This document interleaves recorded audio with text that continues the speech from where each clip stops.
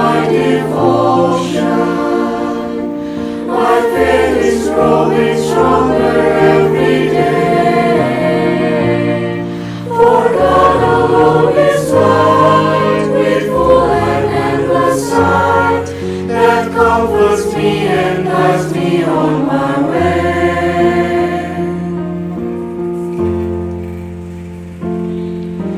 When I need a friend and companion,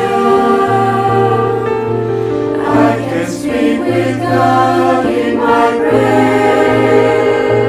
When I'm in a time of need, my God alone will lead. God is watching. God is watching. God is watching.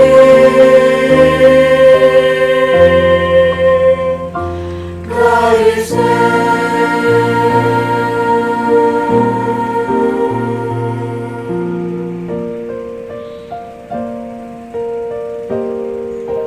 God is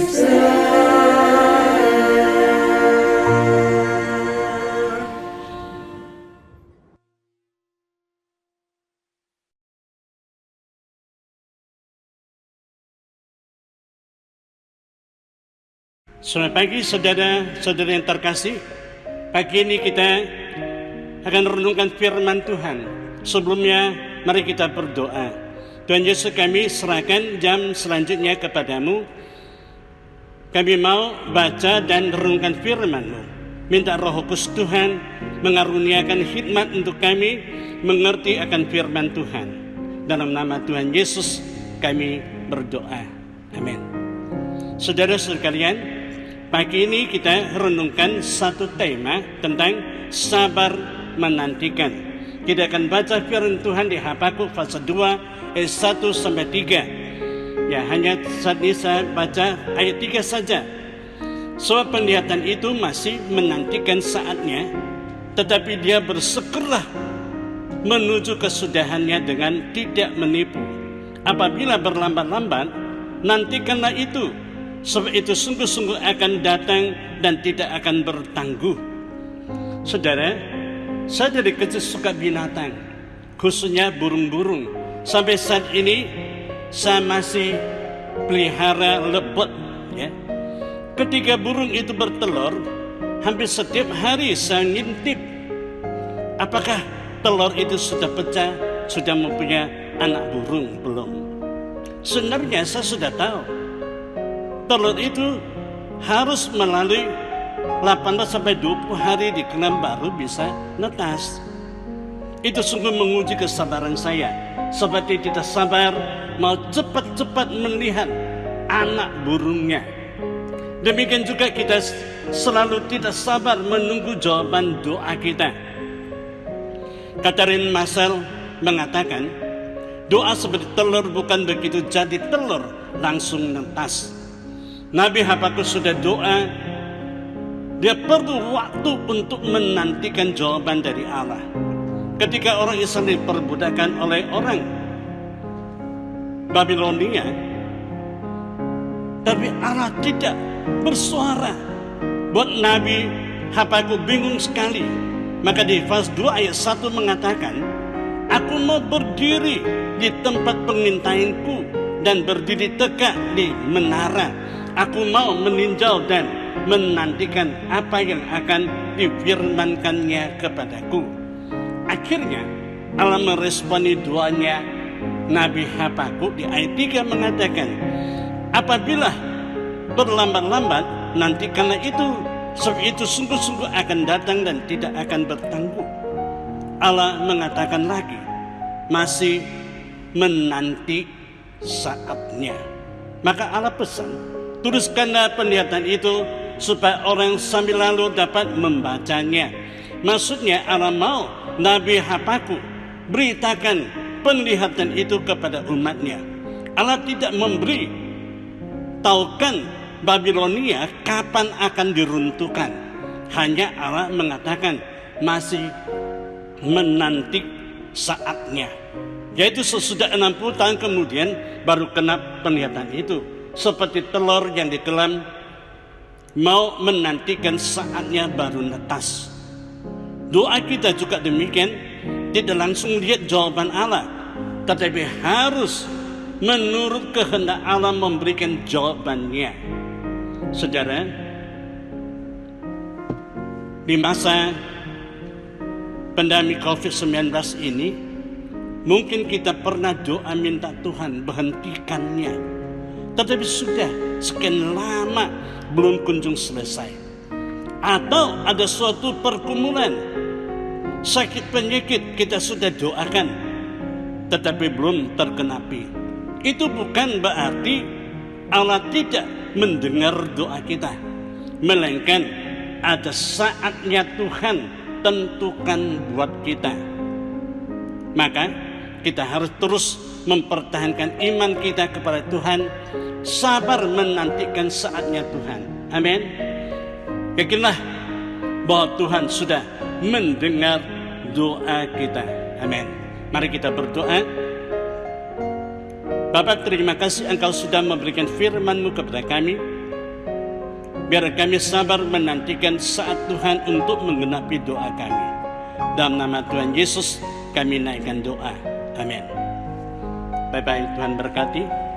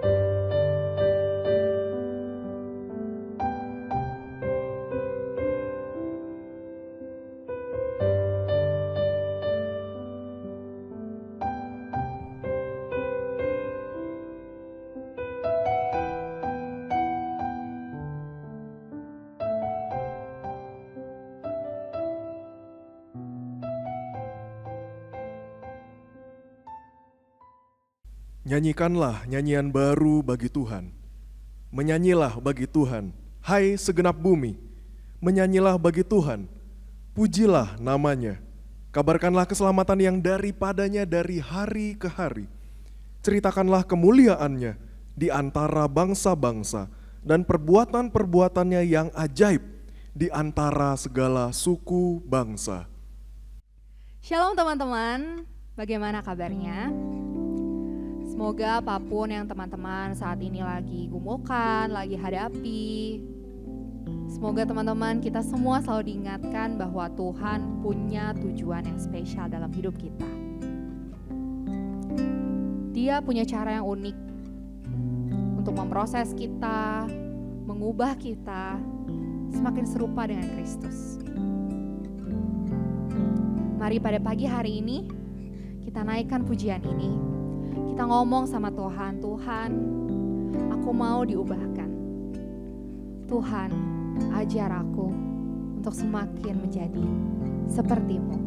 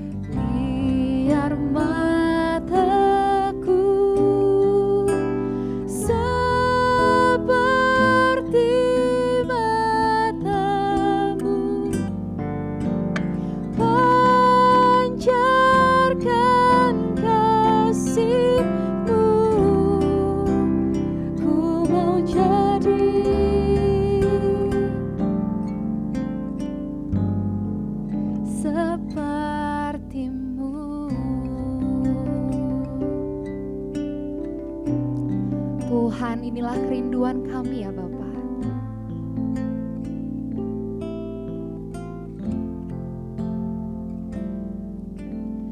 Kerinduanku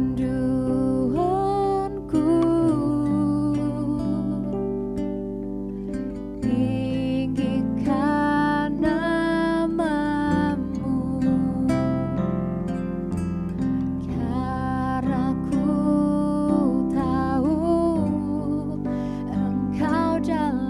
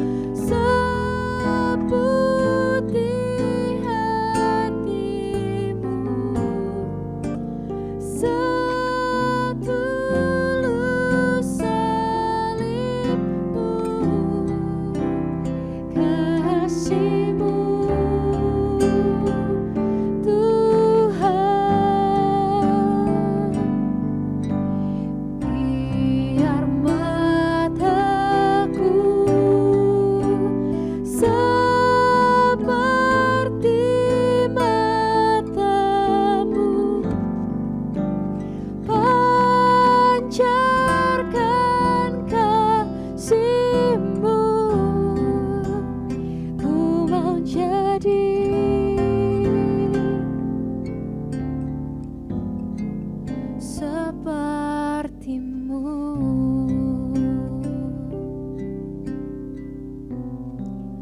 Tuhan, inilah anak-anak-Mu. Dengan segenap hati kami, dengan segenap kehidupan kami, Tuhan. Tuhan, ajar kami supaya kami mau diubahkan menjadi semakin serupa dengan Engkau, menjadi Kristus-Kristus kecil di dunia ini. Tuhan, berikanlah kami hati yang mau menjadi saluran kebaikan dan kasih Tuhan. Tuhan, kami naikkan pujian ini sebagai doa dan permohonan kami. Mari teman-teman, kita naikkan pujian ini sekali lagi. Tuhan, ubahkan hati kami.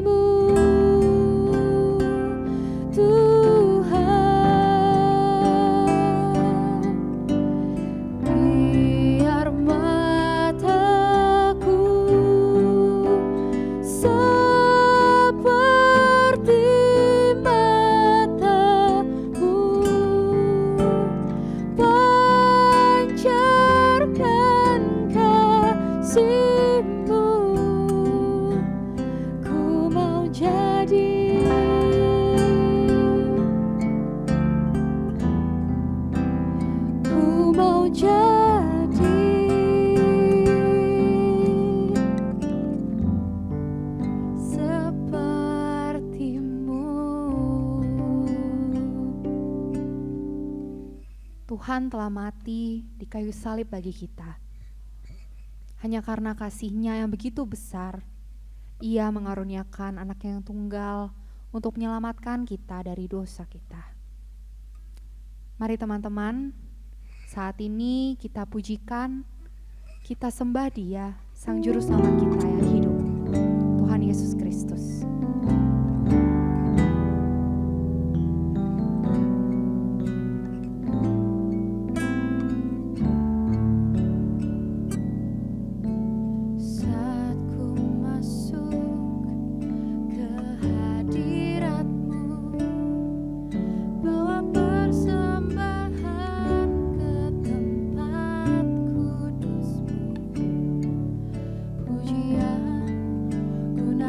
Sembahku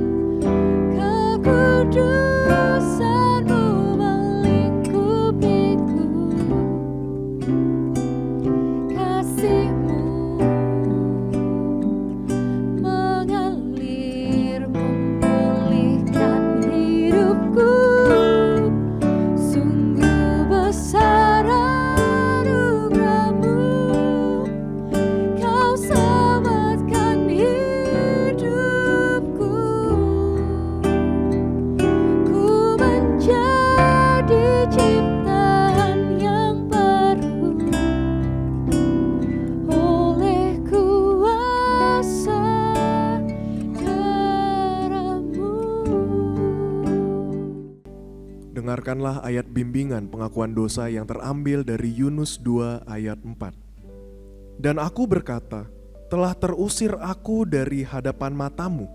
Mungkinkah aku memandang lagi bait-Mu yang kudus?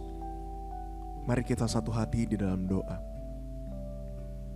Bapa kami yang bertahta di dalam sorga, kami bersatu hati, bersujud, menyembah di hadapan Allah yang maha kudus dan maha suci. Bapa, kami sebagai umat-Mu, umat perjanjian-Mu, tapi kami sering kali tidak taat dan jatuh di dalam dosa. Dan tidak jarang Tuhan kami bahkan menikmati, kami terus ada di dalam lingkaran dosa tersebut. Maka dari itu Bapak, pada kesempatan hari ini Tuhan, kami bersama datang di hadirat-Mu masing-masing pribadi. Kami mau membawa setiap dosa kami mau mengakuinya di hadapan-Mu. Setiap kesalahan kami Tuhan yang kami sengaja maupun tidak kami sadari. Tuhan, Kau yang tahu kedalaman hati kami, Kau yang tahu motivasi kami, betapa berdosanya kami.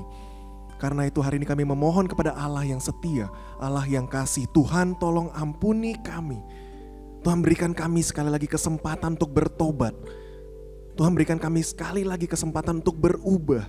Dan kami rindu Tuhan menjadi pribadi-pribadi yang dewasa. Kami rindu menjadi pribadi yang cinta akan Tuhan. Dan kami rindu hidup kami Tuhan yang boleh tolong ubahkan menjadi anak-anak Tuhan yang baik adanya. Dan Tuhan, pada akhirnya ketika Engkau datang kedua kali, Engkau menemukan kami sebagai hamba-Mu yang baik dan setia. Tuhan, terima kasih untuk kasih-Mu yang luar biasa besar ini. Terima kasih untuk pengampunan-Mu yang besar Bapa. Ini doa permohonan kami dan pengakuan kami. Kami serahkan ke dalam tangan-Mu saja. Hanya di dalam nama Yesus kami berdoa, kami memohon dan kami mengucap syukur. Amin.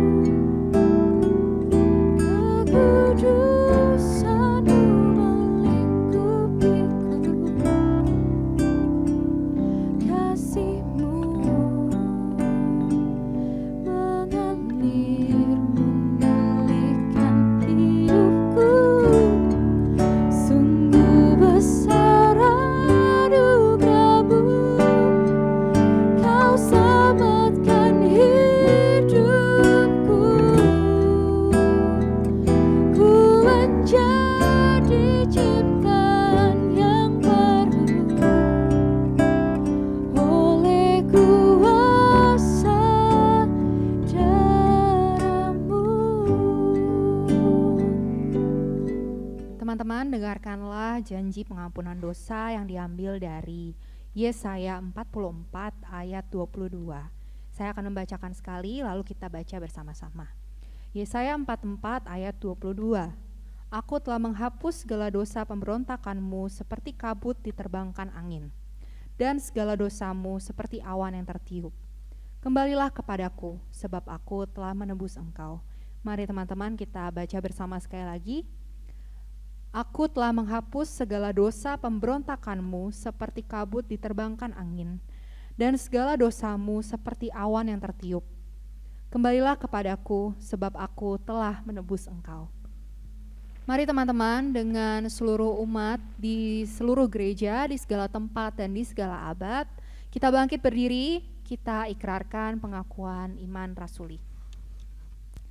Aku percaya kepada Allah, Bapa yang Maha Kuasa, Khalik langit dan bumi, dan kepada Yesus Kristus, anak yang tunggal Tuhan kita, yang dikandung daripada Roh Kudus, lahir dari anak darah Maria, yang menderita sengsara di bawah pemerintahan Pontius Pilatus, disalibkan, mati dan dikuburkan, turun ke dalam kerajaan maut.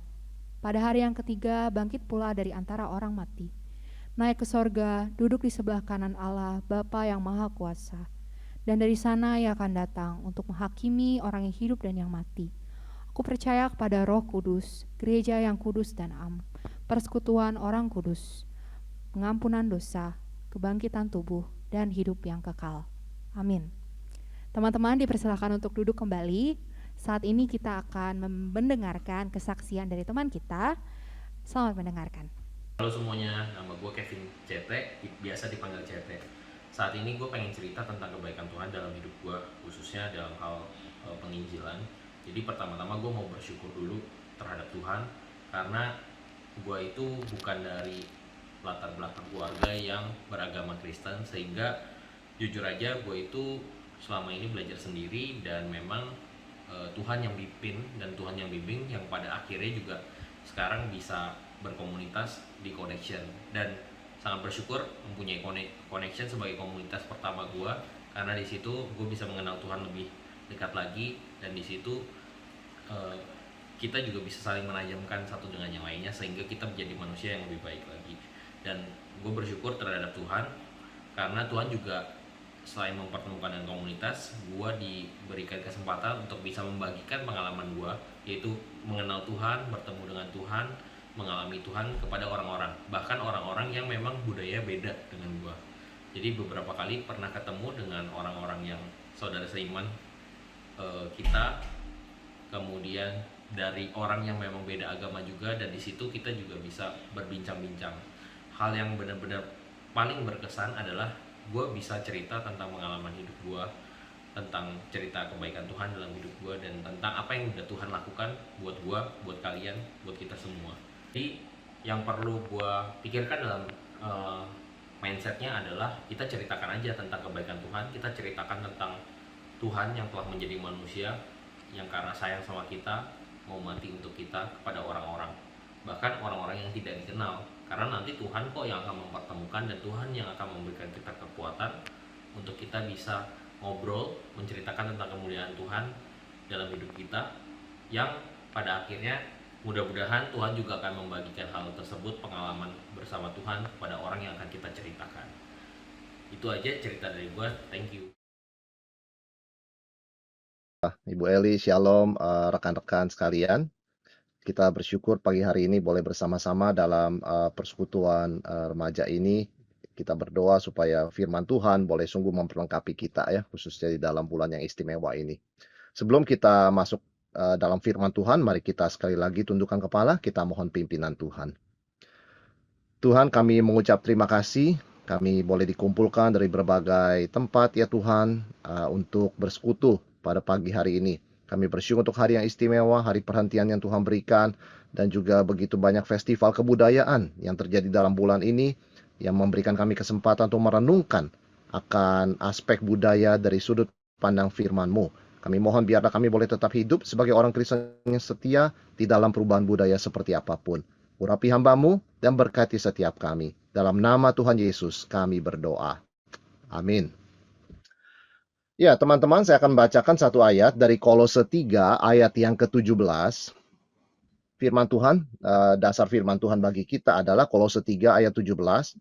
Dan segala sesuatu yang kamu lakukan dengan perkataan atau perbuatan, lakukanlah semuanya itu dalam nama Tuhan Yesus sambil mengucap syukur oleh Dia kepada Allah Bapa kita. Sekali lagi yang saya ingin garis bawahi adalah segala sesuatu yang kamu lakukan dengan perkataan atau perbuatan. Ya, lakukan itu dalam nama Tuhan Yesus sambil mengucap syukur oleh Dia kepada Allah Bapa kita. Apa itu budaya? Kita ini ada dalam bulan yang istimewa karena seringkali memang dua hari raya ini terjadi di bulan yang sama, ya, yaitu dari budaya timur, Chinese New Year, ya, Imlek. Ya. Itu bukan hanya dirayakan oleh orang Chinese tapi oleh seluruh dunia, ya. Karena itu kalender bulan, lunar. Makanya orang kadang-kadang suka mengatakan Happy Lunar New Year gitu. Lalu dari budaya barat kita punya Valentine begitu ya. Hari raya cinta kasih yang akarnya kalau ditelusuri katanya ada hubungan di dalam sejarah gereja. Nah, intinya rekan-rekan sekalian, kita sebagai orang Kristen tidak bisa terhindar dari budaya. Ya kan, dimanapun kita berada, apapun suku bangsa kita hidup di dalam kebudayaan karena kita manusia. Maka firman Tuhan tadi mengatakan segala sesuatu yang kamu lakukan dengan perkataan atau perbuatan, itu bicara mengenai budaya hidup sehari-hari. Karena budaya itu apa? Segala yang manusia lakukan dan segala yang manusia katakan itu adalah budaya. Ya, itu definisi yang sangat luas. Jadi kita tidak bisa menghindari budaya. Ya, sebagai contoh kita lihat. Budaya itu hanya ada di dalam manusia. kita nggak pernah mendengar bahwa ada budaya hewan, ya. Kita tidak pernah mendengar budaya tanaman. Kita mendengar budidaya, tapi budidaya bukan budaya, begitu kan? Budaya itu hanya untuk manusia. Dan mungkin teman-teman juga tahu ya, dulu ada film yang dengan tema seperti Tarzan. Seorang manusia yang entah karena kenapa dibesarkan oleh binatang di hutan. Tarzan itu tidak punya budaya. Karena untuk mempunyai disebut berbudaya itu harus manusia dan lebih dari satu, ya kan? Jadi apa yang membuat manusia itu makhluk berbudaya? Yaitu manusia adalah makhluk sosial, ya, dan kemudian melakukan sesuatu sehingga hasilnya lebih baik, ya kan? Itu memang ada di dalam firman Tuhan. Nah, sebagai contoh, sebelum pandemi, budaya banyak orang kan tidak suka cuci tangan. Jadi setelah pegang ini, pegang itu, lalu kemudian kucek-kucek mata, begitu kan? Atau kemudian menyentuh hidung atau mulut. Nah, setelah pandemi budaya ini berubah. Jarang sekali kita melihat orang di tempat umum kucek-kucek mata. Jarang sekali kita melihat orang di tempat umum misalnya ya memegang hidung atau mulutnya, begitu kan? Semua. Apakah budaya cuci tangan ini karena pandemi baik? Sangat baik. Sangat baik, ya kan? Demikian pula dengan budaya masker. Dulu kan tidak ada. Sekarang jadi umum. Budaya menjaga jarak, ya kan? Budaya kalau batuk dan pilek itu jangan sembarangan ke udara, begitu kan? Karena entah berapa banyak kuman yang tersebar, ya. Demikian pula budaya terbang berubah, pesawat itu mengganti filter, ya kan? Kemudian juga budaya mall dan sebagainya menggunakan alat tanpa sentuh, sensor tanpa sentuh, begitu ya. Dan sebentar lagi jalan tol di Indonesia entah tahun ini atau tahun depan akan menggunakan tidak usah pakai kartu tol. Mobil itu sudah didaftarkan, tinggal difoto dan lewat. Jadi benar-benar tanpa hambat, bahkan ketika membayar. Nah, budaya itu kan terus berubah. Dalam beberapa aspek, budaya itu berubah lebih baik. Begitu kan? Tetapi budaya juga bisa berubah dalam hal tidak baik. Contoh, dulu zaman saya, murid terhadap guru itu segan, ya, hormat, respect. Tapi zaman sekarang di banyak berita kita baca ada murid-murid yang melawan guru di depan umum, ya kan? Kemudian ada murid-murid yang justru bukannya ini, melainkan malah melakukan sesuatu yang melukai kepada guru-guru yang seharusnya mereka hormati. Ini perubahan budaya tidak baik. Demikian pula ada berita di awal tahun ini anak-anak menuntut orang tua ke pengadilan. Nah, itu juga tidak baik, ya. Jadi ada perubahan budaya yang semakin baik, semakin tidak baik. Jadi pertanyaannya kita bedakan dari mana? Budaya itu semakin baik atau semakin tidak baik? Kita harus kembali ke Alkitab. Maka kita tidak hanya bicara mengenai budaya, tapi bicara iman Kristen, Kristen dan budaya, begitu kan? Bagaimana sebagai orang Kristen, kita hidup dalam budaya yang terus berubah, tetapi kemudian kita juga tetap setia kepada firman Tuhan. Maka kembali kepada firman Tuhan, kita mau belajar perspektif yang diajarkan oleh firman mengenai budaya. Yaitu apa? Yang pertama, budaya itu dasarnya pemberian Tuhan. Nah, ini poin pertama, ya. Budaya bukan sesuatu yang jelek karena budaya adalah pemberian Tuhan, ya.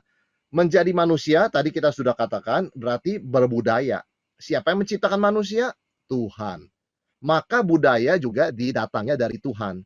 Karena budaya itu adalah di antara manusia dan manusia diciptakan dalam gambar dan rupa Allah, ya. Jadi budaya itu memang bersifat sosial dan manusia sejak pertama diciptakan sosial, laki-laki dan perempuan diciptakannya mereka dalam gambar dan rupa Allah. Jadi budaya itu datangnya dari Tuhan. Awalnya itu positif, sangat positif, ya. Karena itu setelah Tuhan menciptakan manusia, apa yang Tuhan katakan? Beranak cuculah dan bertambah banyak. Itu kan budaya, ya kan? Penuhilah bumi dan taklukkanlah, ya kan? Usahakanlah tanah. Itu kan budaya pertanian. Membangun keluarga, jadi orang tua bertanggung jawab, jadi suami dan istri yang setia. Itu kan budaya, ya kan? Demikian pula kita melihat ada banyak hal Tuhan suruh Adam dan Hawa lakukan. Jadi manusia memang diciptakan untuk menjadi makhluk berbudaya oleh Tuhan. Budaya itu bagian dari rencana Tuhan. Jadi tidak mungkin seorang manusia tidak berbudaya. Yang penting kita tahu akarnya dari Tuhan, ya. Sebagai contoh, di dalam dunia yang sudah jatuh dalam dosa ini pun kita bisa melihat akan kebenaran Tuhan di dalam wahyu umum. Sebagai contoh, budaya Imlek, ya kan? Apa yang dilakukan? Yang muda, khususnya anak, menghormati yang tua. maka yang tua memberikan angpau. Itu kan budaya, simbolisme kebudayaan, ya kan? Tidak pernah orang tua kyonghi atau kungsi kepada yang lebih muda. Selalu yang lebih muda kungsi kepada yang lebih tua. Sebaliknya yang tua dengan murah hati dan cinta kasih membagi-bagikan angpau, begitu kan? Itu budaya Chinese. Kita di Indonesia, budaya gotong royong luar biasa sekali. Kita melihat di situ ada saling sepenanggungan, ya, saling membantu, tidak memikirkan diri sendiri. Kita bisa melihat percikan-percikan kebenaran umum Tuhan di dalam berbagai budaya di dunia ini yang sekalipun sudah jatuh dalam dosa. Budaya Barat misalnya, sopan sekali. Kalau kita buka pintu, jangan kita lepas pintunya kalau ada orang di belakang kita. Kita pegangin pintunya untuk dia. Dulu-dulu kita lihat ya, kalau orang buka pintu, dia jalan, main jalan saja, pintunya pukul kembali kan, banting kembali. Orang yang di belakangnya kalau tidak hati-hati kan bisa kena, begitu kan. Sekarang kan lebih ada sopan santun, apalagi pria kepada wanita. Harus pegang pintu, begitu kan. Jangan sudah buka pintu, dilepaskan begitu saja. Demikian pula pria memberikan wanita jalan lebih dahulu dan sebagainya. Itu kan aspek-aspek kebudayaan yang memang mencerminkan kebenaran umum Tuhan. Baik Indonesia, baik Chinese, baik Barat, dan dimanapun saja sebetulnya. Nah, kembali kita tahu bahwa segala yang baik itu firman Tuhan katakan datangnya dari Tuhan. Itu memang diciptakan oleh Tuhan. Jadi sejak di Taman Eden, budaya itu sudah bagian dari hidup kita manusia. Udah ada dalam DNA kita. Ya, kita bersyukur kalau ada festival kebudayaan seperti Chinese New Year, Valentine, begitu kan. Itu mengingatkan kita bahwa kita ini ciptaan Allah, begitu loh. Budaya itu sebenarnya adalah tujuan Tuhan pada awalnya, ya kan, dari Tuhan. Karena itu melalui budaya kita harus mencerminkan Tuhan sebagai gambar dan rupa Allah. Dalam budaya Chinese New Year kita ingat bagaimana tadi saya katakan yang muda, yang anak memberikan hormat ya kepada yang tua, yaitu orang tua. Itu menggambarkan apa? Menggambarkan memang keluarga yang Tuhan ciptakan dalam gambar rupanya. Sekaligus menggambarkan Yesus Kristus. Karena Yesus Kristus sangat menghormati Allah Bapa. Bahkan selama di dunia, meskipun Yusuf Maria hanya manusia biasa, tetapi ketika Bapa tunjuk mereka menjadi orang tua jasmani Yesus, Yesus menunjukkan sikap hormat kepada mereka. Sekalipun dia sebagai anak Allah, sempurna dan tahu segala-galanya. Demikian pula kita lihat, manusia kerja 6 hari, istirahat 1 hari. Dari mana budaya itu? Budaya itu dari Tuhan. Karena Tuhan menciptakan langit dan bumi 6 hari, beristirahat pada hari ke-7. Jadi kita bukan ikut-ikutan sekedar budaya, tapi ada kebenaran Tuhan. Kenapa di seluruh dunia, 6 hari kerja, hari ke-7 istirahat. Ya kan? Dan kalau ada orang dipekerjakan sampai 7 hari non-stop, kita katakan itu eksploitasi dan pelanggaran hak asasi manusia. Kenapa? Karena memang datangnya budaya itu dari Tuhan, yang dia sendiri bisa bekerja selama-lamanya, tapi dia menciptakan langit bumi 6 hari, hari ke-7 dia beristirahat, memberkati seluruh ciptaan, melihat semuanya sangat baik. Kita punya budaya berasal dari Tuhan. Meskipun kita sudah tercemar dosa, cahaya kebenaran umum Tuhan itu masih tetap bersinar, tidak bisa totali ditutup oleh dosa. Jadi kita harus kembali ke akarnya. Penting sekali tema pada pagi hari ini ya, Kristen dan budaya. Karena memang tanpa iman Kristen, tanpa kembali ke firman Tuhan, kita tidak mengerti apa itu artinya hidup berbudaya, mempunyai kebudayaan. Nah, tapi bukan hanya itu, poin yang kedua kita pelajari, budaya sudah tercemar dosa. Nah, ini yang penting. Budaya sudah tercemar dosa, artinya karena budaya tidak terpisahkan dari manusia, manusia diciptakan Tuhan, maka budaya asalnya dari Tuhan. Tapi manusia juga melakukan dosa. Kita tahu Adam dan Hawa melanggar perintah Tuhan. Makan dari pohon yang buahnya dilarang Tuhan, begitu kan? Maka mereka jatuh ke dalam dosa. Jadi apa yang tadinya baik, dilakukan dari hati yang tidak baik, dan tujuan tidak baik. Misalnya, beranak cuculah bertambah banyak. Baik toh? Itu kan bagaimana Tuhan mau manusia memenuhi bumi ciptaannya. Tapi sekarang karena sudah jatuh dalam dosa, budaya ini terkorupsi, ya, tercemar oleh dosa. Yaitu apa? Kita melihat pornografi. Apa itu? Itu adalah memisahkan misalnya seks dari pernikahan. Awalnya seks di dalam pernikahan, tetapi karena dosa budaya ini menyimpang, ya. Jadi pernikahan dan seks itu dipisahkan, bahkan dibuang pernikahan itu. Pernikahan itu sekarang dibuang, ya. Banyak anak muda takut menikah, negatif tentang pernikahan. Tapi tentang ini Waduh, luar biasa pengaruhnya. Nah, ini kita harus hati-hati ya. Dengan HP misalnya begitu kan, akses gambar-gambar, video-video yang tidak yang sepantasnya, yang sebetulnya merendahkan derajat manusia ya, dehumanizing, menghancurkan manusia ya, mengubahnya, membuatnya bahkan lebih rendah daripada ciptaan Tuhan yang lain. Demikian hubungan yang Tuhan katakan beranak cucu bertambah banyak, berarti pria dan wanita sekarang berubah. Ya, terserah mau pria dengan pria, wanita dengan wanita. Ini kita melihat penyimpangan kebudayaan karena dosa. Demikian pula Tuhan menciptakan dua jenis kelamin, dua gender, laki dan perempuan. Dan itu ditentukan sejak lahir. Tetapi kita melihat ada begitu banyak kebingungan sekarang, di mana ada pria merasa dirinya perempuan dan mau dipanggil dengan her atau she. Demikian ada perempuan merasa dirinya pria, jangan panggil saya her or she, panggil saya he or him, begitu kan? Jadi inilah akibat dosa. Kita juga masih serius bahwa kebudayaan itu tidak lepas dari dosa.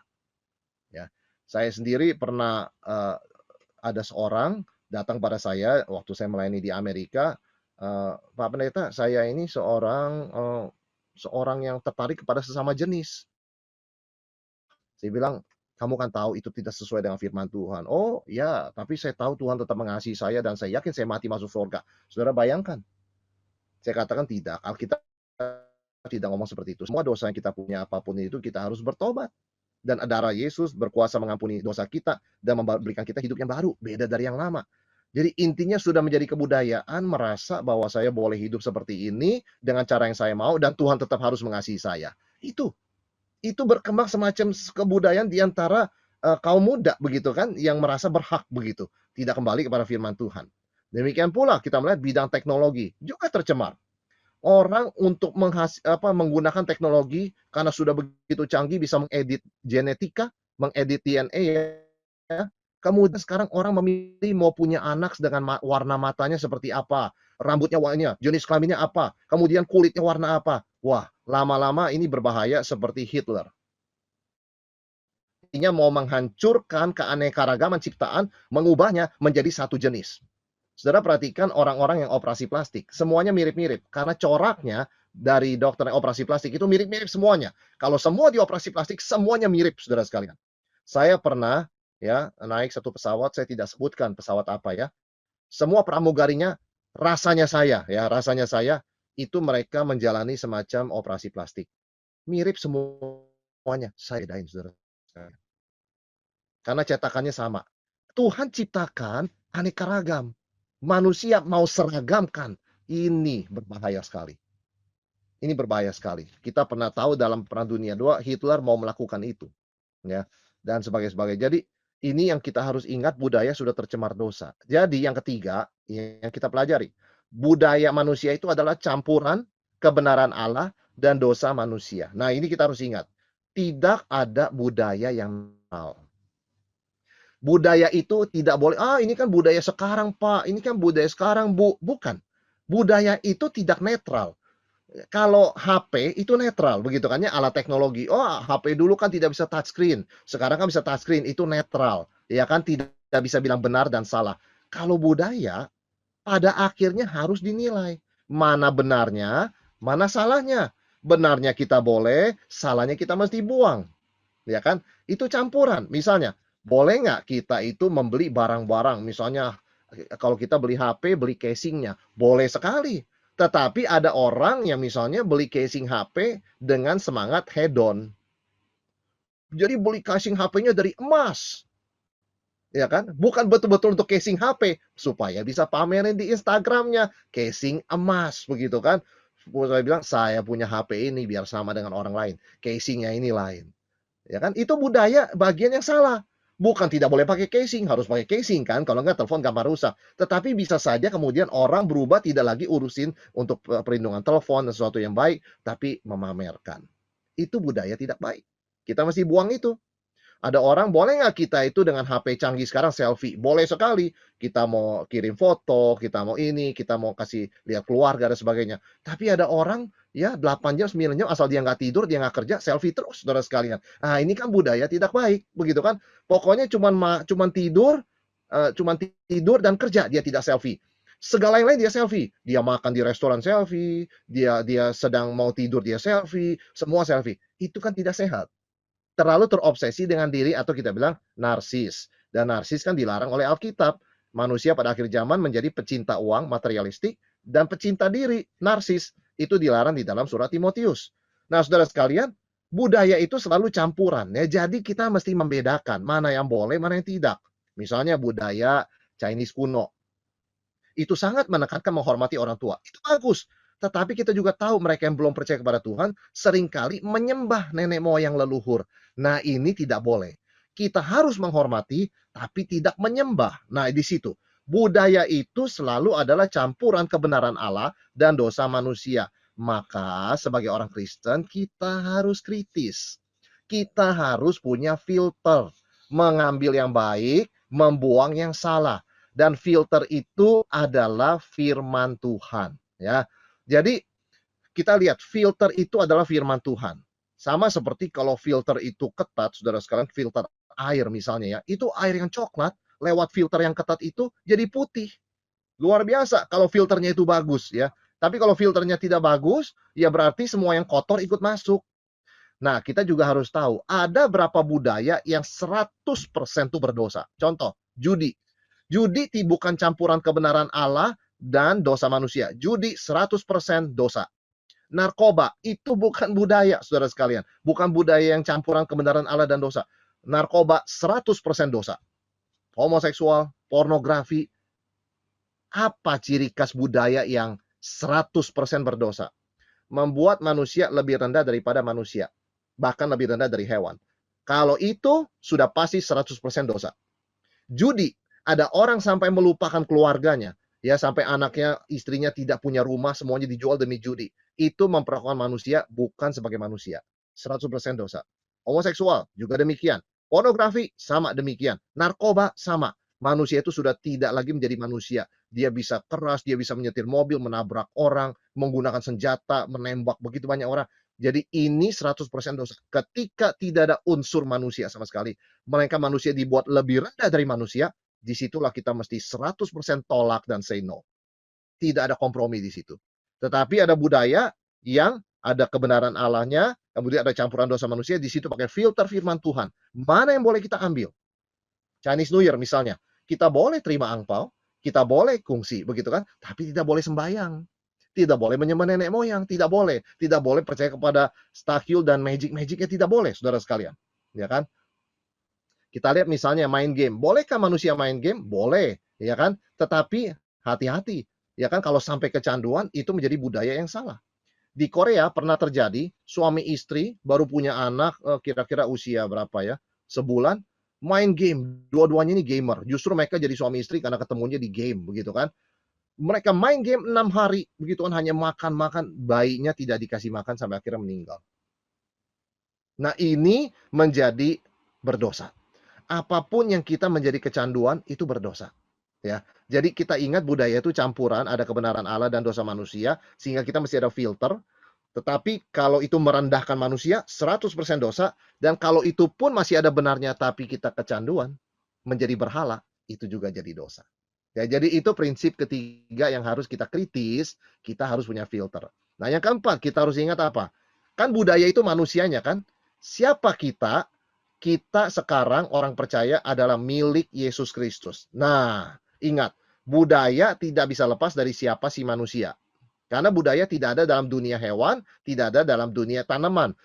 Budaya hanya ada dalam dunia manusia. Dan kita diciptakan dalam gambar rupa Allah, kita sudah jatuh dalam dosa, tapi jangan lupa, sebagai orang percaya, darah Yesus membasuh dosa kita, kita adalah milik Yesus. Jadi bukan cuma menfilter budaya. Orang Kristen harus menciptakan budaya. Ingat ini. Ya. Budaya bukan hanya kita filter sebagai pasif, sebagai filter yang pasif. Budaya masuk, kita buang yang jelek, kita terima yang bagus. Orang Kristen tidak cukup hanya sebagai filter pasif. Orang Kristen sebagai manusia ciptaan baru dalam Yesus harus menciptakan budaya. Karena Yesus berkata, kamulah terang dunia, kamulah garam dunia. Garam tidak tunggu, terang tidak tunggu. Terang itu aktif menyinari, garam itu aktif menggarami. Ya, rumah sakit, kita tahu dalam zaman pandemi ini rumah sakit kan sangat penuh ya. Rumah sakit itu budaya dari mana? Kristen. Di dalam sejarah siapa yang pertama kali punya ide kumpulkan orang sakit di satu tempat dan berikan perawatan yang spesial di sana? Kristen. Orang Kristen menciptakan budaya dalam sejarah. Budaya rumah sakit. Sekolah, pria dan wanita boleh duduk di satu kelas. Boleh kebaktian bersama-sama. Tidak ada ruangan didiskriminasi. Agama apa? Kristen. Saudara lihat agama lain, selalu ada pembedaan. Kalau mereka sampai tidak ada pembedaan, mereka terpengaruh oleh sejarah Kristen. Karena di dalam budaya Yahudi, perempuan itu tidak boleh duduk satu ruangan dengan pria. Karena dianggap tidak bisa belajar dan tidak akan ngerti. Pasti tidak sepintar pria. Nah itu, tetapi dengan di bawah kaki Yesus, murid-muridnya pria, ada juga perempuan-perempuan yang selalu mendengarkan pengajaran Yesus di ruangan yang sama. Orang Kristen di dalam Yesus Kristus harus menciptakan budaya yang sesuai dengan Injil kebenaran.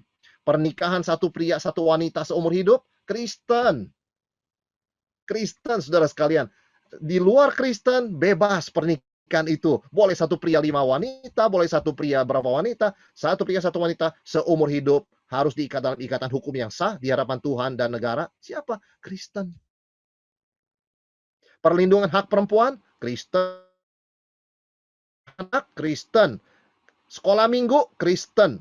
Supaya anak tidak boleh terus dipekerjakan pada waktu revolusi industri di Inggris, tapi harus ada kesempatan belajar. Maka ada sekolah minggu, hanya belajar Alkitab, belajar matematika dan sebagainya. Kristen. Kebebasan mengemukakan pendapat juga Kristen. Pelarangan perbudakan, budaya itu Kristen juga. Kesamaratan semua suku bangsa juga Kristen. Orang Kristen harus menciptakan budaya. Di gereja kita saling menyapa, online sekalipun budaya baru ini, kita saling menyapa, kita menyalakan video, itu kita menciptakan budaya. Orang Kristen tidak boleh pasif hanya download. Orang Kristen harus upload. Kalau pakai bahasa internet. Nggak cuma filter pasif, tetapi orang Kristen harus upload. Misalnya, kita menerima angpau. Nah, itu kan kita boleh dong menerima angpau kan. Senang kita kan. Tetapi kita ciptakan budaya. Kita terima angpau dari seseorang, kita doakan dia. Itu good culture. Ya, budaya saling menyapa. Misalnya setiap Natal, kita mengucapkan selamat Natal. Tapi misalnya ada budaya orang tua selalu mengajar pada anaknya, kasih bingkisan Natal kepada guru sekolah minggu, ya. Kasih bingkisan Natal kepada Bapak Ibu pendeta. Itu good culture. Luar biasa. Ya, ingat pembimbing kamu dan sebagainya. Ini good culture. Gereja harus menciptakan good culture dalam gereja itu, kemudian mempengaruhi sekitarnya. Ya kan? Ketika orang kata-katain kita berkat. Begitu kan ya, Tuhan memberkati engkau. Mungkin dalam hati, mungkin kita katakan, itu good culture. Orang Kristen, filter culture, counter culture, creating culture. Itu 3 hal. Orang Kristen memfilter budaya, mengcounter budaya yang salah, dan menciptakan budaya yang dunia tidak ada. Maka di dalam Kolose 3:17 itu kuncinya. Segala sesuatu yang kamu lakukan, dalam perkataan atau perbuatan, lakukan semuanya itu dalam nama Tuhan Yesus sambil dimuji oleh Dia kepada Allah Bapa kita. Kalau kita melakukan yang firman Tuhan katakan ini, otomatis kita sebagai orang Kristen pasti menciptakan budaya baru yang sesuai dengan nilai-nilai Alkitab, sesuai dengan Yesus Kristus. Semua yang kita lakukan, berarti aktif dong ya. Yang kita katakan, yang kita lakukan, itu kita nggak pasif filter. Kita juga cuma counter. Tapi kita creating, kita menciptakan. Dan kita lakukan dalam nama Tuhan Yesus. Dengan hati penuh ucapan syukur. Dunia mengatakan saya benci hari Senin. Orang Kristen mengatakan hari Senin kesempatan saya juga melayani Tuhan di dunia pekerjaan, di dunia sekolah, di dunia studi saya.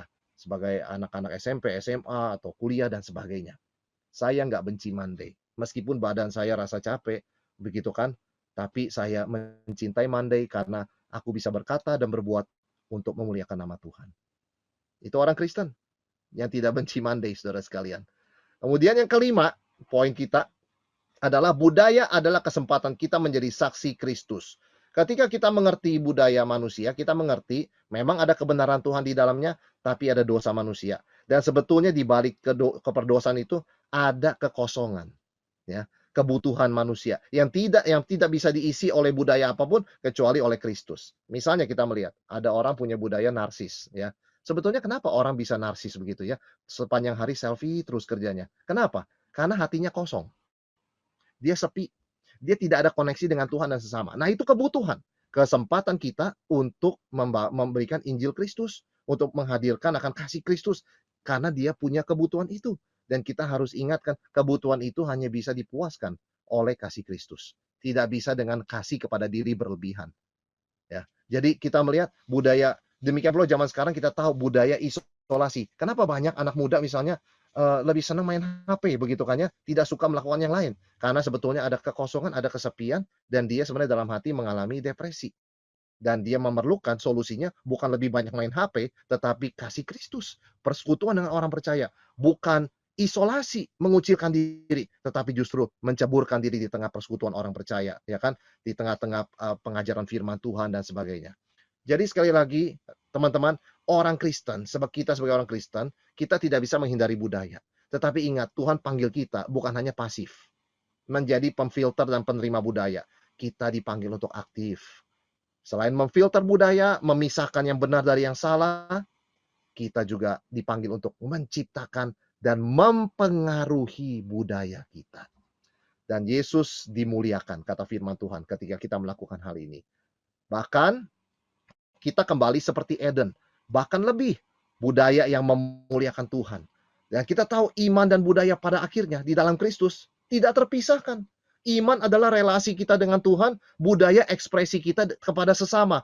Jadi kalau kita punya hubungan yang baik dengan Kristus, otomatis kalau sungguh-sungguh, budaya kita pasti diubah, dan kita juga mempengaruhi dan mengubah budaya di sekitar kita. Itu sebabnya, Kristen dan budaya, Kristen number one. Karena dari situlah akarnya, dari situlah sumbernya. Kita mempengaruhi budaya, memfilter budaya, bahkan untuk budaya yang salah, kita counter. Kita berlawanan dengan budaya. Dan kita lakukan semua ini untuk kemuliaan Yesus Kristus, karena kita menyadari kita adalah milik Yesus, Tuhan dan Juru Selamat kita. Puji Tuhan, di dalam Yesus, iman dan budaya tidak harus jadi kebingungan. Selama filter kita benar, kita ingat kita orang Kristen, number one, paling utama, kita adalah orang Kristen. Baru kemudian kita boleh katakan kita orang Chinese, kita boleh Indonesia, kita kemudian apa-apa dan sebagainya. Tapi yang utama adalah kita orang Kristen. Dan di dalam Kristus, budaya kita adalah menjadi jembatan, sebagai saksi, menjadi saksi bagi Tuhan. Mengasihi Tuhan dan sesama, dan hidup kudus. Karena kita adalah milik Yesus Kristus, kita bukan milik dunia. Mari kita bersama tundukkan kepala. Kita akan masuk dalam doa dan juga kita akan menerima berkat dari Tuhan. Tuhan, kami mengucap terima kasih. Kami boleh bersama-sama merenungkan apa artinya hidup sebagai saksi Kristus di tengah budaya manusia. Tuhan, kami tahu budaya ini terus berubah. Kami bisa menemukan sinar kebenaran umum Tuhan di dalam beberapa praktek budaya. Namun kami juga menemukan begitu banyak dosa di dalam kebudayaan. Tuhan, beri kepada kami hikmat untuk bisa membedakan, dan beri kepada kami kuasa sebagai saksi Kristus, sebagai anak-anak-Mu, untuk boleh mempengaruhi budaya di sekitar kami. Bahkan kami sebagai gereja bisa menciptakan budaya baru yang memuliakan nama Tuhan. Karena kami percaya pada kebenaran firman-Mu Tuhan, kami adalah milik Kristus, sehingga segala yang kami katakan dan yang kami lakukan untuk kemuliaan Engkau dengan hati penuh syukur kepada Tuhan kami Yesus Kristus, yang telah menyerahkan nyawanya mati untuk kami, menebus kami dari dosa dan kesia-siaan, sehingga di dalam Engkau kami makan minum pun tidak sia-sia, melainkan kami melakukannya bagi kemuliaan Tuhan. Kami berdoa Tuhan untuk anak-anak-Mu di GKY BSD, semua hamba-Mu, dan juga para pengurus majelis. Tuhan, berkati gereja yang Kau kasih ini, supaya semakin dipakai untuk kemuliaan nama-Mu Tuhan, menciptakan budaya baru yang boleh menyaksikan keagungan kemuliaan Kristus. Berkati ya Tuhan, juga di dalam suasana perayaan, baik Chinese New Year maupun Valentine, kami boleh tetap memancarkan kasih Tuhan di tengah kebudayaan yang beraneka ragam ini. Sehingga orang yang belum mengenal Tuhan, mereka bisa melihat kehadiran Tuhan, kemuliaan kebenaran Tuhan di dalam kehidupan kami. Terima kasih ya Tuhan, kami berdoa sebentar kami akan kembali melakukan tugas kegiatan kami, pelayanan kami yang lain. Kami berdoa Tuhan yang memimpin kami. Teman-teman dikasih Tuhan, arahkanlah hati kalian kepada Tuhan dan terimalah berkat darinya. Kiranya kasih dari Allah Bapa, anugerah dari Tuhan kita Yesus Kristus, persekutuan pimpinan kekuatan Roh Kudus, menyertai rekan-rekan sekalian, mulai dari hari ini sampai Yesus datang kedua kali, bahkan sampai selama-lamanya. Amin.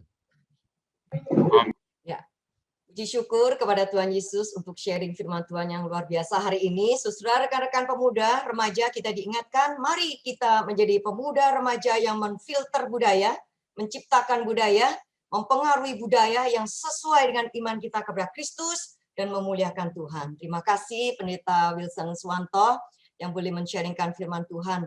Kita tetap tunggu pelayanan-pelayanan berikutnya ya, Tuhan memberkati. Nah, rekan-rekan, sebelum kita masuk ke breakout room, karena ini hari ulang tahun daripada gereja kita yang ke-28, akan indah sekali kalau kita melihat video singkat kaleidoskop, sekalipun ada beberapa ucapan selamat begitu ya dari bapak-bapak pendahulu kita. Rekan-rekan bisa menyaksikan sebentar, kemudian setelah itu kita akan masuk ke breakout room. Silakan.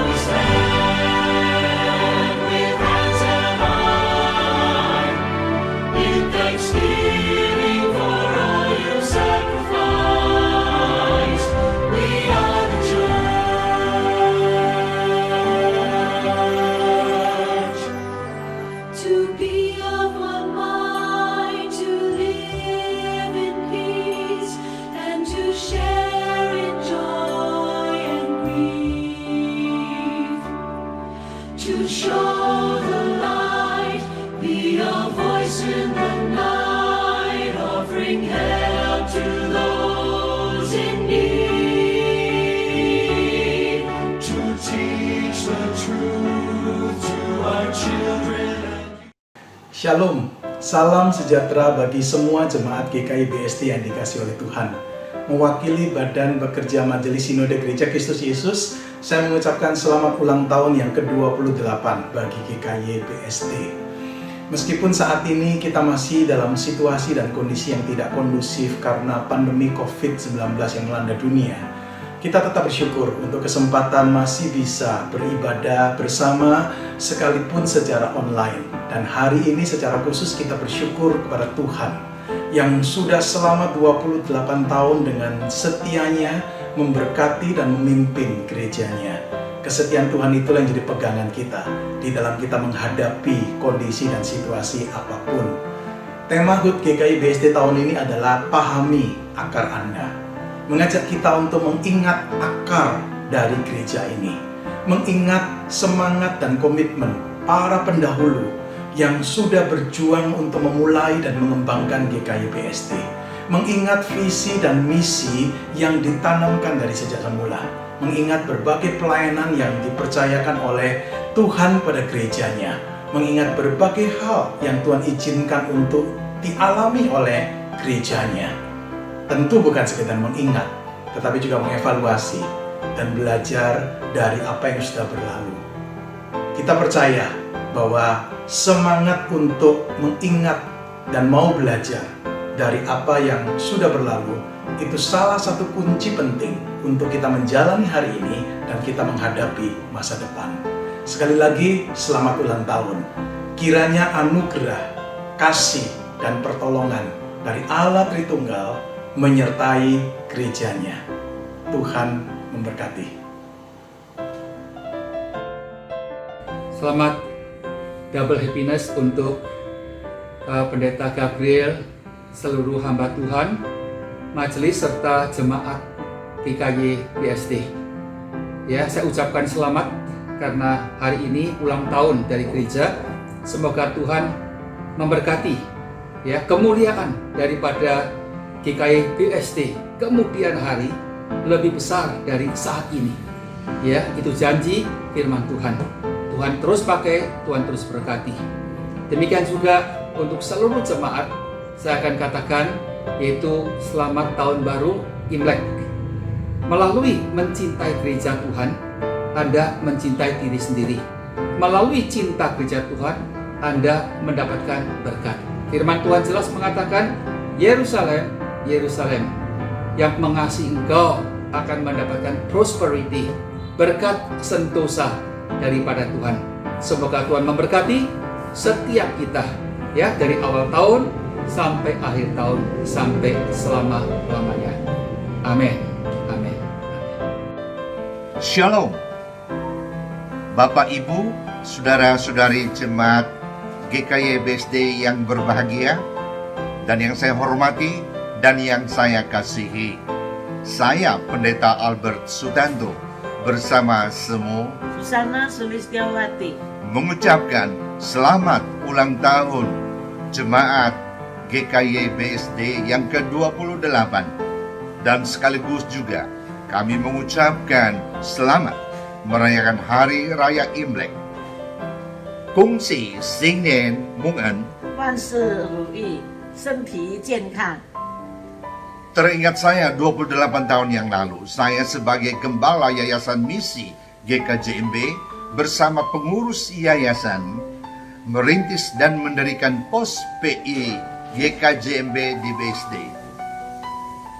Dari tidak ada menjadi ada dan menjadi besar. Dari beberapa jemaat kini berkembang menjadi ribuan jemaat. Dari tidak memiliki tempat ibadah yang tetap, yang harus meminjam sekolah Kristen Solidio, kini telah memiliki gedung yang besar dan megah. Jemaat ini didirikan oleh karena pelayanan misi. Maka harapan dari pendiri Yayasan Misi GKJMB waktu itu, agar jemaat ini boleh menjadi jemaat yang misioner. Akhir kata, sekali lagi saya katakan, selamat ulang tahun yang ke-28 Jemaat GKY BSD, dan selamat merayakan Hari Raya Imlek. Tuhan Yesus memberkati. Kami mewakili segenap hamba Tuhan dan Badan Pengurus Pos GKY Alam Sutra mengucapkan Juni Seder Kuala, selamat ulang tahun ke-28 GKY BSD, bertumbuh setia dinamis. 28 tahun Tuhan telah dengan setia menyatakan kemuliaan-Nya atas GKY BSD. Dari kumpulan segelintir orang bertumbuh menjadi ribuan orang percaya. Seperti biji sesawi yang kecil bertumbuh menjadi seperti pohon rindang yang besar. Biarlah kiranya GKY BSD tetap menolong umat Tuhan untuk mengenal Tuhan lebih dalam, mengasihi Tuhan lebih sungguh, melayani akan umat Tuhan, dan juga hadir di tengah pandemi yang panjang ini bagi dunia yang menderita. Kami bakal jemaat GKY Pamulang mengucapkan selamat ulang tahun GKY BSD ke-28, supaya menjadi gereja yang mulia dan misioner. Tuhan memberkati. Shalom jemaat GKY BSD yang dikasih Tuhan. Izinkan saya mewakili segenap pengurus dan jemaat GKY Gading Serpong mengucapkan selamat ulang tahun GKY BSD yang ke-28. Kiranya memasuki usia yang ke-28 ini, GKY BSD terus dipakai Tuhan luar biasa menjadi saluran berkat-Nya, menjadi gereja yang mulia dan misioner. Tetap semangat untuk gembala dan para rohaniwan serta segenap penerus majelis GKY BSD. Tuhan memberkati. Amin. Sebagaimana GKY BSD telah menjadi berkat bagi kami di Gading Serpong, saya berdoa kiranya Tuhan melimpahkan berkat-berkat-Nya bagi GKY BSD dan memakai GKY BSD di dalam pekerjaan-pekerjaan yang lebih besar untuk waktu yang akan datang. Selamat ulang tahun ke-28. Amin. 28 tahun tentunya masa yang panjang sudah dilalui jemaat GKY BSD.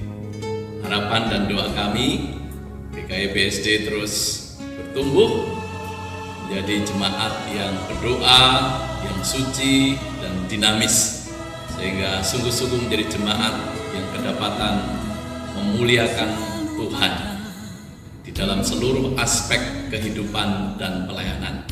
Oleh sebab itu, kami berdua akan seluruh keluarga mengucapkan selamat ulang tahun yang ke-28. Kiranya Tuhan terus memberkati, semangat dan maju terus di dalam Tuhan. Amin.